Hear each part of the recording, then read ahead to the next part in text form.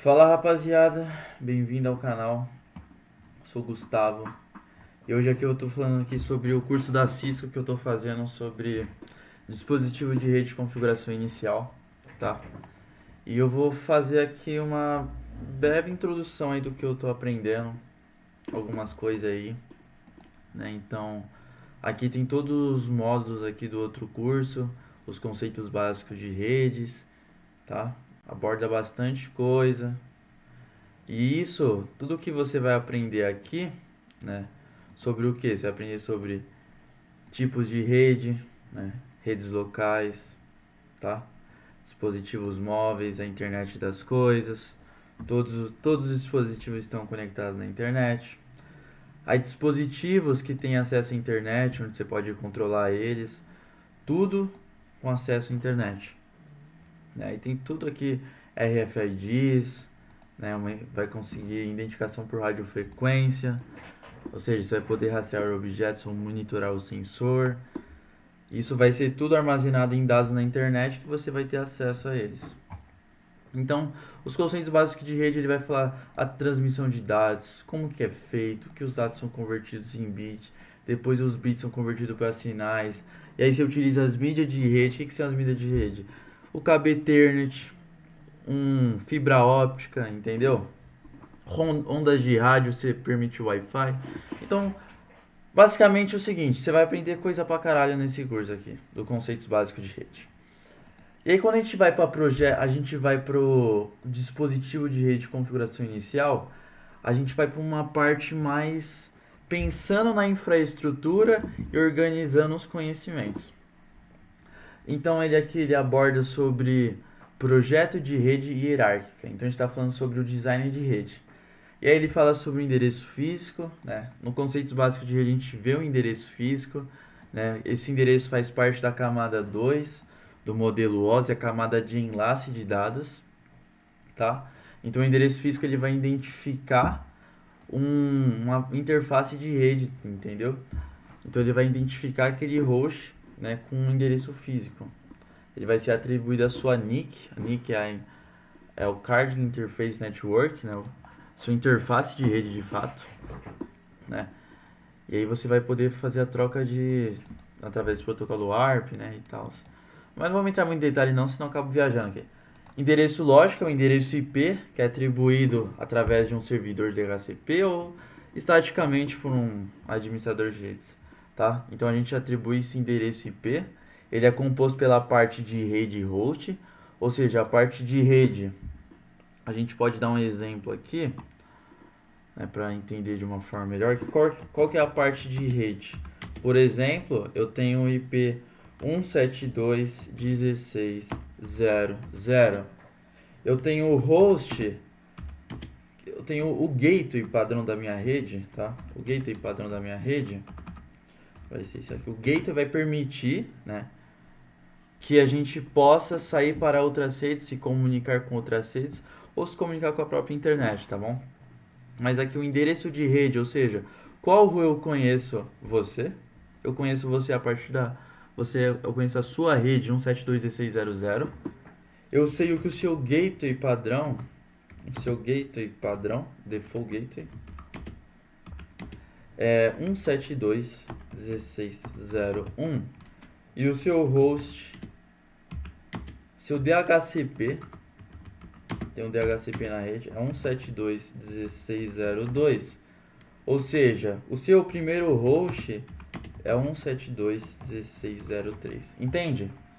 Isso que a gente está falando de endereço lógico, endereço de rede, ou seja, em qual rede essa rede, em qual segmento de rede, em qual rede local ele está, né? Se é uma rede segmentada ou não. Ele está aqui, ó, nesse endereço de rede, esse é o gateway e tal.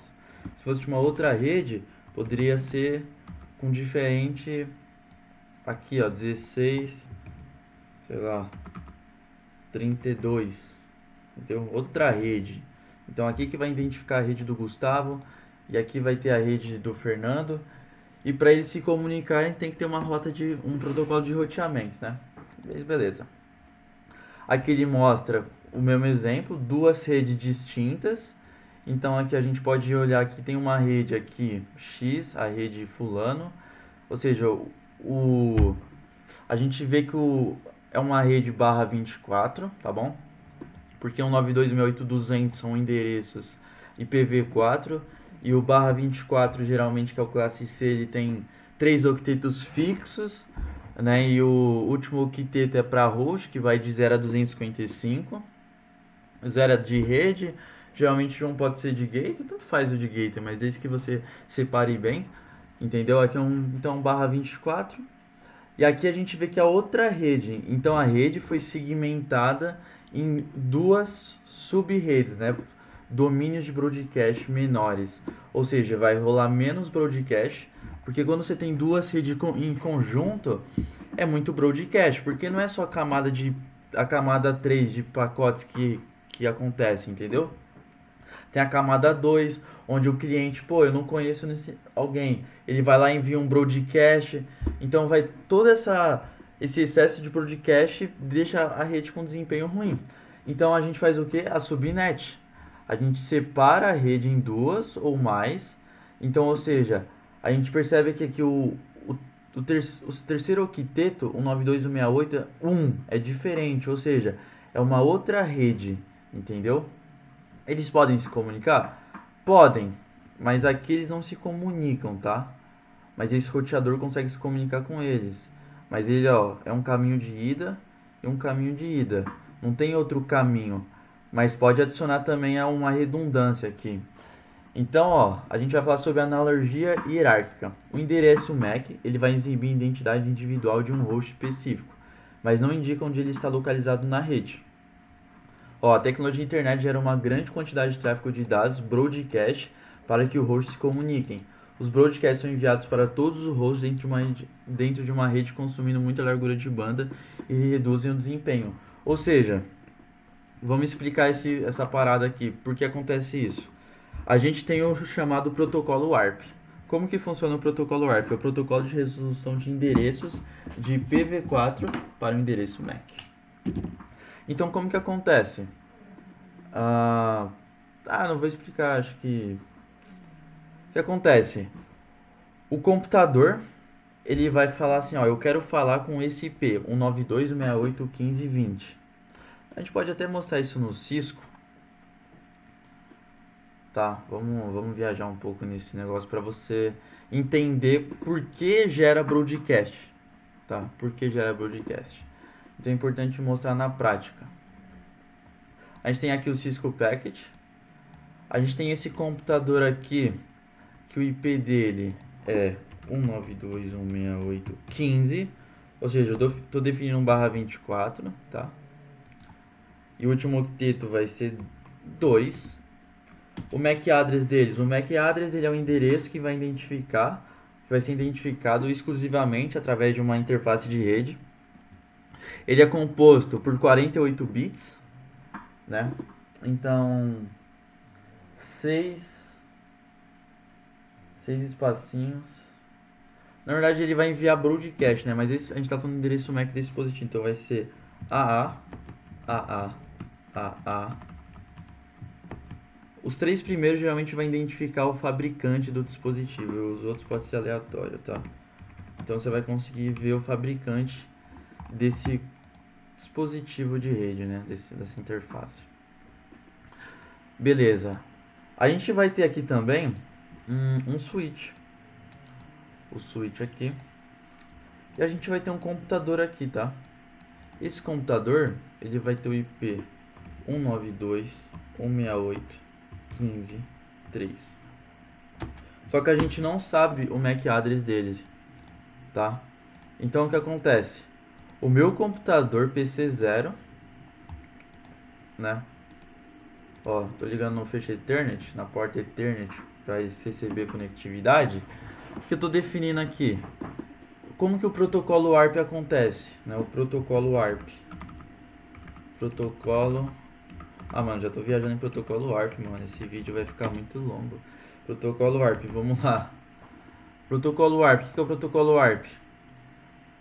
O PC0 conhece o IP 192.168.15.3. Porém, ele precisa enviar ele precisa saber o MAC address dele para fazer essa comunicação. O que ele faz, o PC0? Ele envia um broadcast. Porque ele assim, ele não conhece o PC1. Ele não é em hexadecimal, tá? Aqui é 1, 2, 3, 4. 1, 2, 3, 4. E 1, 2, 3, 4. 16 bits, tá? 2 bytes. Cada F vale 1 byte, 2 bytes, 4 bytes e 16 bits. Mais vezes 2, tá? E aí 48 bits, tá? Então ele vai enviar um broadcast, né? Ele vai enviar esse quadro broadcast porque ele quer saber quem que tem o IP 192.168.15.3, tá? Então quem tem esse IP? E aí ele vai enviar para o switch. O switch vai enviar esse broadcast para todo mundo. Então aqui se tivesse um roteador, a gente pode pegar esse 2911 e a gente conectar na gigabit aqui o roteador. Ou seja, a gente tem um roteador aqui. Ou seja, o PC0 ia mandar o broadcast, o switch ia pegar esse broadcast, ia ver se ele conhece, mas ele não ia conhecer, então ele vai enviar esse broadcast para todos os computadores da rede, então ele vai enviar pro router 0 e pro PC 0. Não vai enviar para cá, porque ele não envia para a porta de entrada, porque ele já recebeu pela porta de entrada. Ele recebeu esse quadro pela Fast Ethernet 01. Ele vai processar esse quadro na Giga 01, que vai pro roteador que está na Giga 0 e vai pro computador aqui na Fast Ethernet 02. E esse computador vai falar, opa, esse é meu IP. E aí ele vai responder com o MAC dele. Que o MAC dele pode ser BBB, sei lá, tanto faz. Ele vai receber e agora isso, ou seja, tudo isso para só ele conhecer o computador, entendeu? Então, e aí ele vai conhecer, depois ele vai poder enviar o dado diretamente sem fazer essa requisição. E aí, o que a gente está falando aqui, voltando para essa porra, depois de uma aula aí de protocolo ARP, eles dividem a rede, né, como foi dito aqui na imagem, divisão de redes, né, aí faz um modelo de hierárquico, porque assim, quando você segmenta uma rede, você está fazendo o que? Diminuindo essas colisões de broadcast, você está diminuindo uma rede que ela vai ter um endereço de rede que vai suportar determinados IPs naquele segmento de rede. Aquele vai ser provavelmente um departamento ou não, ou seja, você vai ter uma segurança sobre aquele segmento, o administrador de rede vai conseguir controlar aquele segmento, né? Então vai ficar muito mais fácil. Muito mais fácil não, mas a segurança vai ser melhor, entende? Comunicação também, então é importante. E a gente vai falar sobre design hierárquico ao planejar uma rede, né?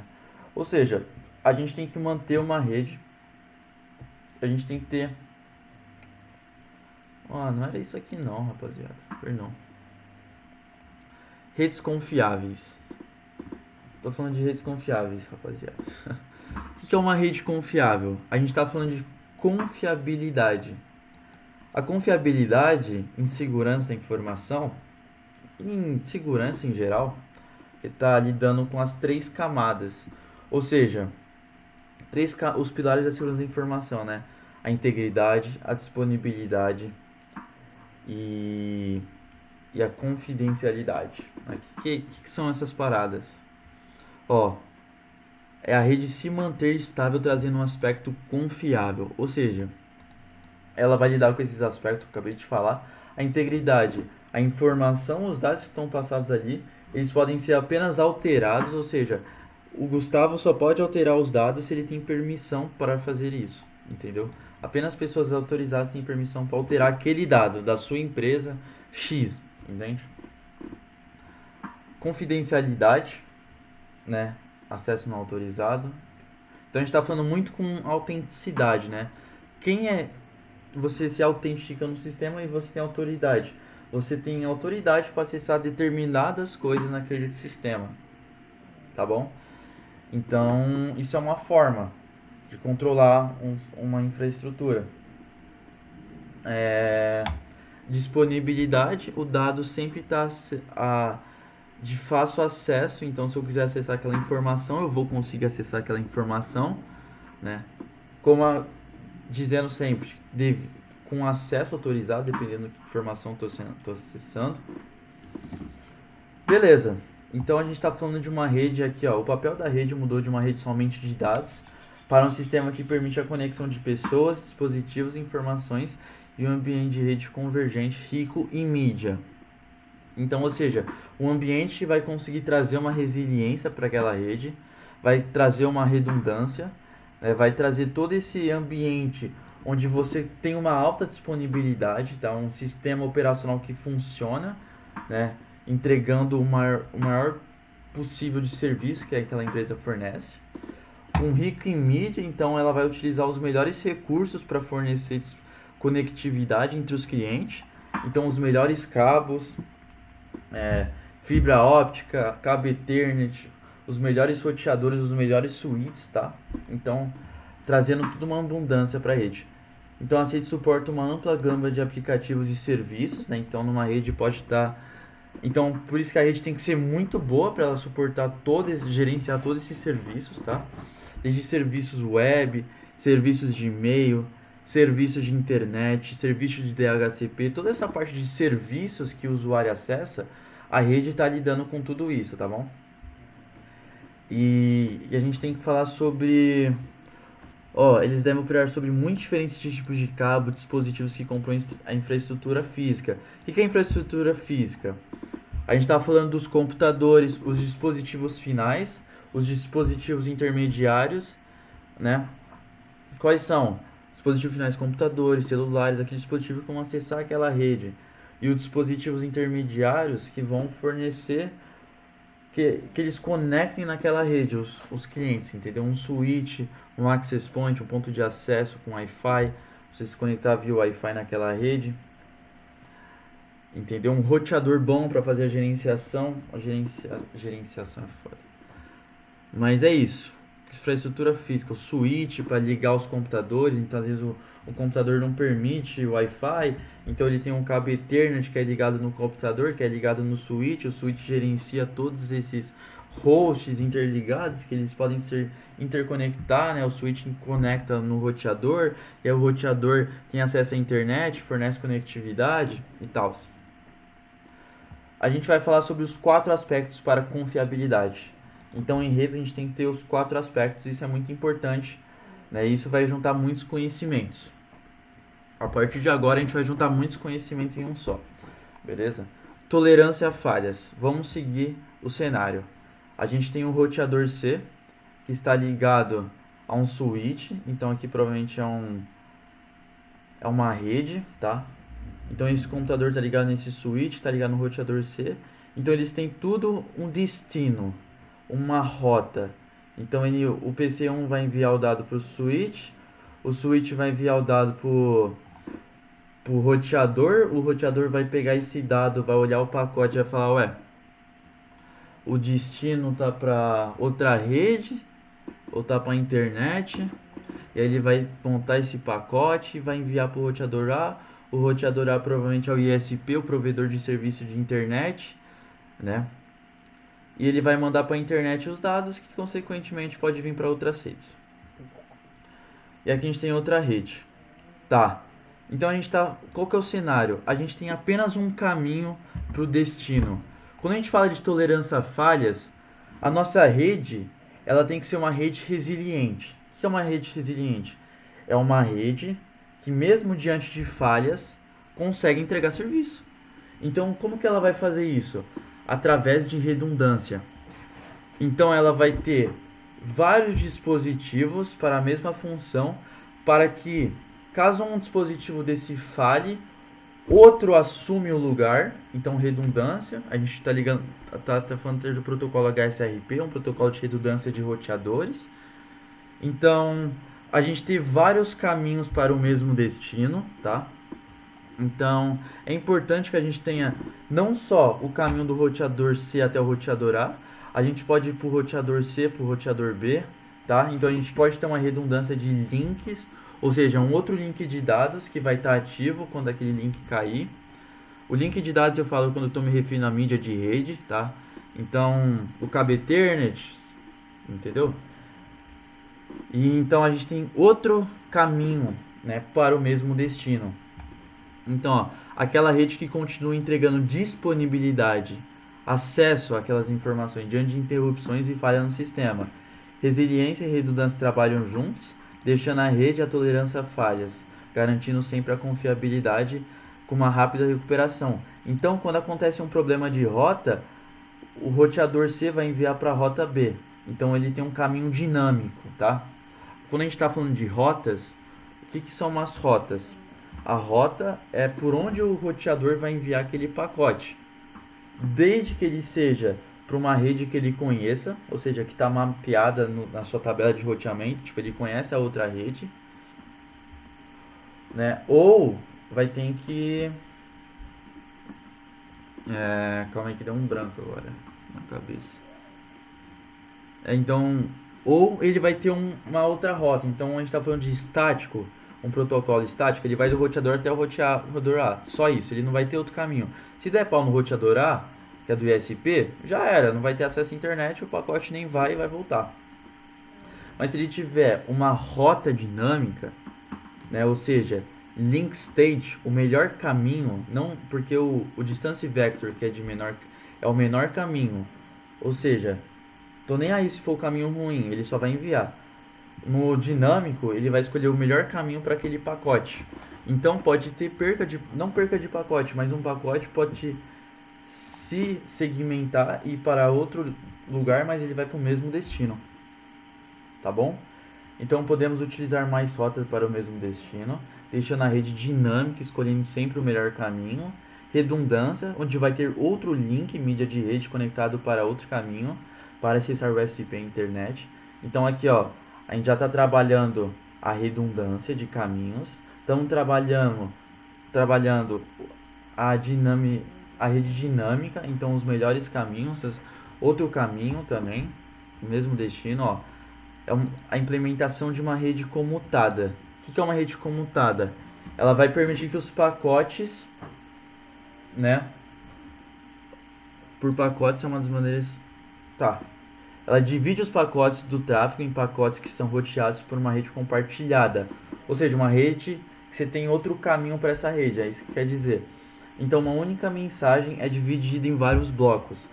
Então, quando a gente está lidando com o protocolo TCP, o protocolo de controle de transmissão do pacote, a gente estava lidando com confiabilidade, exatamente nesse contexto.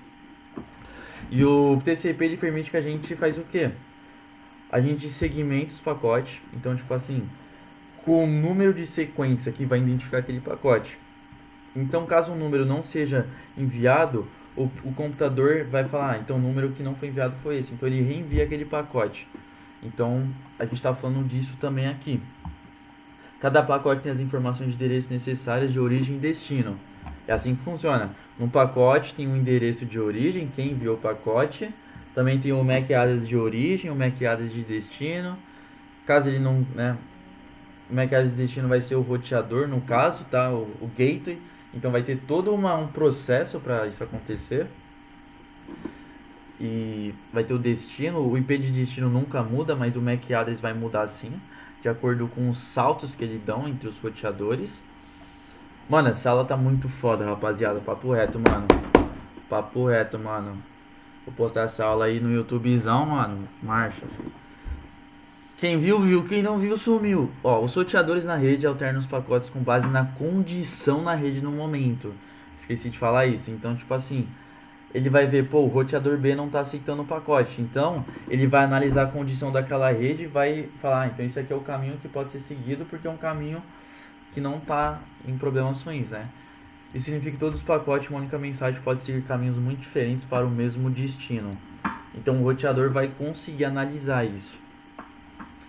O outro pilar da confiabilidade é a escalabilidade. Ou seja, a escalabilidade, ela é o que? Uma rede escalável. Se expande rapidamente para oferecer suporte a novos usuários. Ou seja, a minha rede ela consegue ficar confortável com usuários, serviços, aplicativos, tudo sendo entrado naquela rede. Então, tipo assim, vai entrar novos usuários, vai entrar novos serviços que eles vão fornecer e a rede vai conseguindo se escalar em cima daquilo, entendeu? sem precisar que os administradores procurem outras formas de fazer o roteamento. Não, a rede vai conseguir se, se modular nessa, né? Então, escalabilidade. Ela faz isso sem degradar o desempenho dos serviços que estão sendo acessados por usuários existentes. Essas redes são escaláveis porque os projetistas seguem padrões e protocolos aceitos. Então, para isso acontecer, eles seguem padrões e protocolos, tá? Para que esses protocolos, o que? Protocolos de roteamento, regras de tráfego, tá? Então, eles vão fazer todo esse controle para um bom gerenciamento. Então, vai fazer todo esse, às vezes, protocolos de roteamento como o SPF, eu vejo que é muito utilizado. Aqui vai ser talvez um SPF, um EGRP, são protocolos de roteamento, tá? O EGRP utiliza a máscara coringa. A máscara coringa nada mais é o que? Eu vou pegar um barra 24, mais um barra, aqui ó, barra, esse aqui, um A, um barra 8, tá? Só um octeto fixo. 255 a gente sabe que são 8 bits, 4 bits, 4 octetos. E cada bit tem 8 bits, né? 1, 2, 3, 4, 5, 6, 7, 8. Aqui vai ter de host, né? Mas também tem 1, 2, 3, 4, 5, 7, 8, entendeu? E a máscara coringa nada mais é o que? Você identificar essa rede de outra forma. 255, 255, 255. É uma forma de ver a máscara. Ou a gente pode precisar. Por que usar máscara? Mano, essa aula vai ser só pros caras fortes, mano. Os caras que tá a fim de estudar, mano. Por que usar máscara coringa?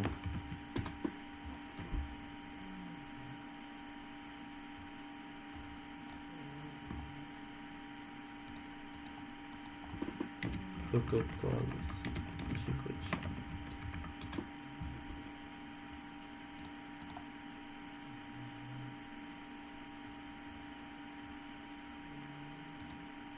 Aqui, ó. Como funciona o Wildcard Mask? É um recurso bastante comum na configuração de roteadores e equipamentos, principalmente no que diz respeito à escrita de lista de controle de acesso. Então vai fazer todo o gerenciamento de controle de acesso, né? E até mesmo a configuração de alguns protocolos de roteamento dinâmico. Então o EGRP é um protocolo dinâmico. Ele é um protocolo híbrido, eu acho, né? Se a gente ver aqui, ó, material de redes. Será que ele tá aqui? Ele não tá aqui, rapaziada. Aqui é a configuração do switch. Mas o EGRP é um protocolo aí, mano. Caraca, mano, não tem nada. O EGRP é um protocolo híbrido, né? Ou seja, ele vai escutar o melhor menor caminho.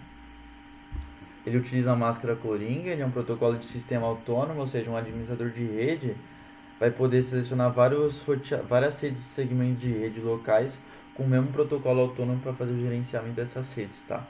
Todas as redes se conhecendo, então ele vai conhecer acho que é toda a topologia diretamente conectada a ele, tá? Ao roteador. Então, vamos ver. Ó, no Edmart, o bit equivalente é irrelevante, pode ser qualquer valor.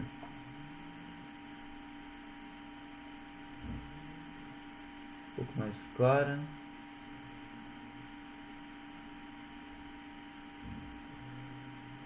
Não.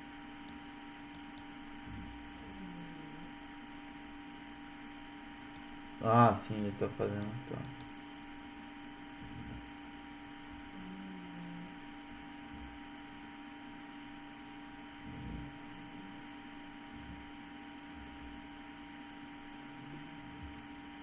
Ah, óbvio. Se fosse zero, porque aqui, ó, vai de... Ah, mano. Velho. Rapaziada. Se eu entrar nesse assunto, mano, eu vou viajar, mano. Melhor, ó, vamos indo com calma. Senão eu vou viajar com vocês aí. mas eu quero falar sobre isso aqui primeiro, né? Então, tolerância a falhas, a gente viu, escalabilidade, qualidade de serviço. Qualidade de serviço é o QoS, Quality of Service. Então, é um mecanismo essencial para gerenciar os congestionamentos e garantir a entrega confiável do conteúdo para todos os usuários. Ele vai fazer o congestionamento acontece quando a demanda por largura de banda excede. O que é largura de banda, né, rapaziada? Isso é importante saber. A largura de banda representa quanto de dado que o seu cabo Ethernet consegue, né?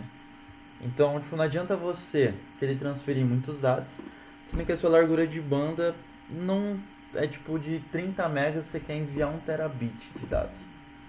Você precisa, né? Você não vai conseguir, vai exceder o número, entendeu? Então, a gente está falando de qualidade de serviço, ou seja, priorizar o dado. Então, ó, a largura de banda é medida pelo número de bits que podem ser transmitidos em um único segundo, ou bits por segundo, né, o megabits, bits por segundo. Ao tentar uma comunicação simultânea pela rede, a demanda pela largura de banda pode exceder sua disponibilidade, criando congestionamento de rede, né? Então, se a gente fizer uma comunicação simultânea que demanda tipo um ataque de DDoS, tá bom? Na lata, assim, um ataque de DDoS com várias máquinas fazendo um ataque, a rede vai cair, mano. Então, ou seja, quando o volume de tráfego é maior do que pode ser transportado pela rede, o dispositivo retém uns pacotes na memória, ou seja, um buffer, uma memória temporária, até que esses recursos estejam disponíveis para transmiti-lo. Então, assim, ó, ele vai identificar que não dá para transmitir dados na rede, né? Através dessa qualidade de serviço, ele vai armazenar os dados que ele precisa enviar por alguns segundos que o usuário nem vai perceber, e depois ele vai enviar os dados, entendeu? Ó, com uma política de QoS configurada, o roteador é capaz de gerenciar o fluxo do tráfego de voz e dados, ou seja, o tráfego de telefone, o tráfego de voz, né, telefone, de dados mesmo de aplicações mesmo. Então o telefone utiliza o protocolo IP para entregar, né, através do VoIP, tá? A gente vê isso aqui, tá? Deixa eu buscar aqui.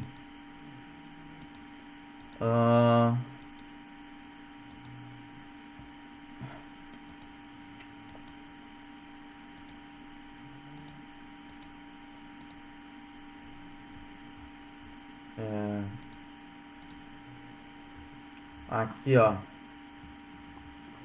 A tecnologia IP usa a tecnologia Voice over IP, que converte os sinais de analógicos em dados digitais.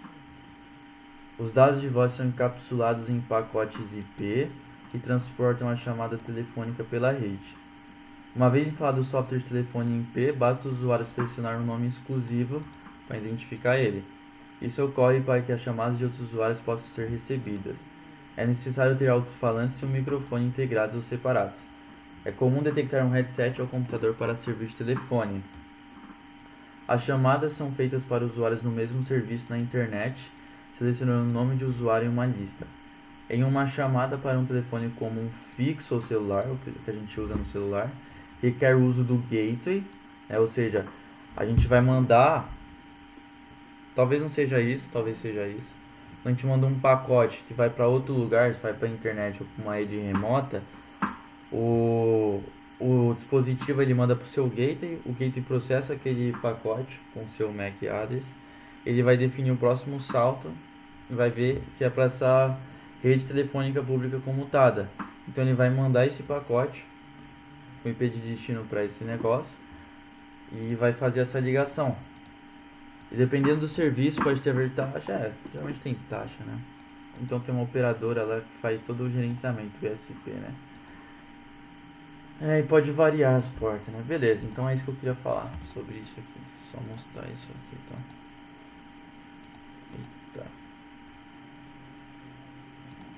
Vamos continuar aqui. Solução, tá? Escalabilidade, qualidade de serviço. Então, ou seja, o foco do QoS é priorizar o tráfego sensível ao tempo, o tipo de tráfego e não o conteúdo, que é importante. Então, foda-se o que está no tráfego, no conteúdo, né? Qual é o pacote? o tipo de pacote. A qualidade desse registro controlado pelo roteador garante que as prioridades sejam correspondentes ao tipo de comunicação e a sua importância para a empresa. Então ele vai priorizar os dados. Geralmente as páginas web podem receber uma prioridade mais baixa. Uma chamada de voz sobre IP-VoIP precisará de prioridade para manter uma experiência suave em interrupto do usuário. Então, exatamente. Porque ele utiliza o pacote UDP, né, pra gente fazer essa comunicação, tá, rapaziada? Protocolo UDP. Então, tipo, precisa estar confiável essa parada, porque o protocolo UDP ele já não manda, porque às vezes... Mas é de microsegundos, mas acontece também uma perca de dados. Aí agora a gente vai falar sobre segurança. Então a gente entendeu de tolerância a falhas, escalabilidade, qualidade de serviço. E agora segurança, primordial. A segurança é a base, rapaziada. Se não tiver segurança na rede, mano, fodeu. Então vamos lá, mano. Segurança de rede.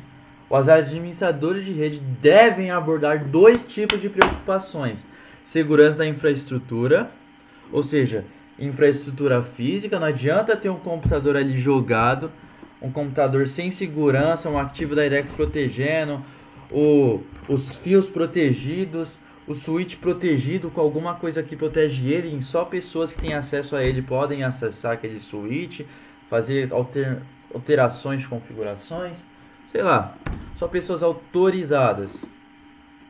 E segurança da informação, ou seja, está lidando com os dados lógicos. Então, ó, segurança da informação. Ou seja, os administradores podem proteger a rede com segurança de software, ou seja, eles podem configurar um software de segurança que vai fazer a proteção daquele dispositivo. Hardware, impedir acesso físico aos dispositivos de rede. Então vai ter toda...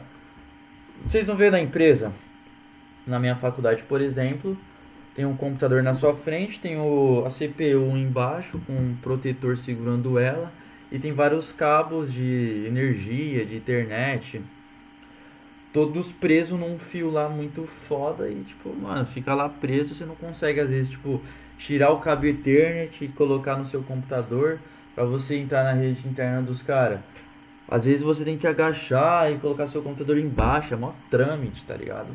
É mó foda, mano. Então, tipo, é uma segurança que os caras fazem pra, tipo, né, pra ficar melhor, pra ninguém ficar pegando um cabo, ficar desorganizado, tá? E a gente aqui tá lidando com os três princípios da segurança da informação, os três pilares para manter a segurança numa empresa, né? Se a gente seguir esses três pilares, a LGPD e algumas coisas que a gente pode manter uma rede segura, uma criptografia boa, né? Então, quando a gente fala de empresa e segurança, a gente fala de criptografia, né? A gente está falando de computadores atualizados, computadores numa rede local diferente, com política de segurança para essa rede. Apenas esse departamento vai comunicar com ele, ninguém vai se comunicar mais. Não vai ter protocolo de roteamento para os outros switches, apenas para a internet, né? Vai ter firewalls na rede bloqueando o tráfego. Então vai ter todo esse gerenciamento / monitoramento do tráfego na rede através de firewalls, através de proteções do sistema, através de políticas de segurança que o próprio administrador de rede faz na rede, tá? Então o administrador de rede ele vai definir política através de Active Directories, tá? Então vai ter toda uma segurança por trás daquela infraestrutura, tanto a infraestrutura física como a infraestrutura lógica. Então toda essa parte de gerenciamento de tráfego, gerenciamento de senhas, toda essa parte de segurança mesmo, autoridade, né? Quando a gente fala de Identity Access Management, a gente está falando de gerenciamento de permissão. Então quanto menor privilégio você tem, melhor. Mas se você for um administrador de rede, você tem que ter um privilégio bom para você administrar os usuários e tal. Então a gente fala de segurança. A segurança vai lidar com tudo da rede, basicamente. Toda a parte de segurança do roteador, né, do switch, dos cabos, tudo. Tráfego, monitoramento, equipes de segurança, muita coisa. Então a gente está falando o quê? O que isso tudo é? Uma rede confiável, né? Então vai descrever os quatro básicos que então o que a gente aprendeu? O que é uma rede confiável? Que ela vai manter os 4 aspectos da confiabilidade, entregando o serviço a todo momento, tá? Vai manter segurança. Então, isso é uma rede confiável. Então, para isso que a gente faz as regras, os protocolos, os padrões para manter uma rede confiável. Beleza, pessoal? Essa aula é isso, né? Redes confiáveis, o módulo 1 de design de rede. Depois agora a gente ia, deixa eu ver aqui. Tem um projeto de rede também. Mas já deu 40 minutos de aula aí, senão vai ficar muito longo. E a próxima aula aí vai ser projeto de rede hierárquica. Eu vou explicar logo em seguida, já vou fazer um combão. E depois a gente vai pra nuvem e virtualização, tá bom? Nuvem e virtualização. E é isso, mano. Aguarde próximos vídeos aí.